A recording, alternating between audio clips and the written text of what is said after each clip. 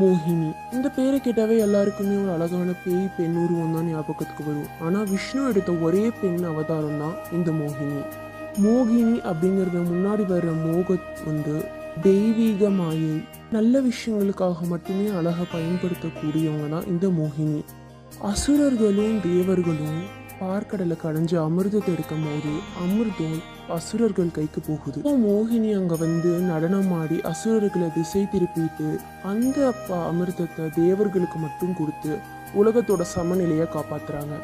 சிவபெருமானை எதிர்த்துட்டு இருந்த பஸ்மாசுரா அப்படின்னு சொல்லப்படுற ஒரு அரக்கனை மோகினி என் நடனத்துக்கு சமமா நீயுமே நடனம் ஆடிட்டு நான் அவனை கல்யாணம் பண்ணிக்கிறேன்னு ஏமாத்தி அவங்களும் அவனை கூட சரி நடனம் ஆட வச்சு அதில் அவன் கை யார் தலையில் பட்டாலும் அவங்க சாம்பலாக போயிடுவாங்கிறது அவனுக்கு கிடைச்ச வரும். அதே மாதிரி மோகினி தான் தலையில் கை வைக்க, அதே மாதிரி பிரம்மாசுரனை ஏமாந்து போய் கை வைக்க அவனே சாம்பலாகி அதில் செத்துட்டான். இப்போ இவங்க ஒரு அரக்கனையும் கொண்டிருக்காங்க. நிறைய பேர் எல்லா வருஷமும் மாலை போட்டுட்டு இருக்கா ஐயப்பனோட அம்மாவே இந்த மோகினி தான்.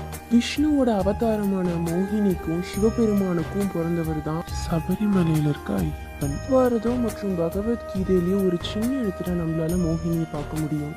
சவுத் இந்தியாவில் மட்டும்தான் மோகினியை ஒரு பேய் மாதிரி பார்க்குறாங்க. ஒரு நீளமான கூந்தலோடவும் கால்கள் திரும்பி இருக்க ஒரு அழகான பெண் எல்லார்கிட்டையும் பேசி ஏமாற்றி அவங்கள கொல்ற மாதிரி காமிச்சிருக்காங்க.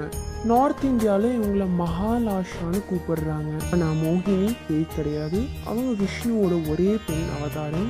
படிக்கும் போது எனக்குமே ஆச்சரியமாக தான் இருந்தது. இந்த மாதிரி தெரியாததை தெரிஞ்சுக்கிறது நிறைய இன்ஃபர்மேஷனுக்கு மறக்காம சப்ஸ்கிரைப் பண்ணிக்கோங்க. இந்த வீடியோ பிடிச்சிருந்தா லைக் பண்ணிடுங்க. I'm Kairan, this is Kairo fame. இதை பற்றி இன்ட்ரெஸ்டடாக இருக்க உங்கள் ஃப்ரெண்டுக்கு மறக்காம இதை ஷேர் பண்ணி அவங்களையும் தெரிஞ்சுக்க வைங்க. பாய்.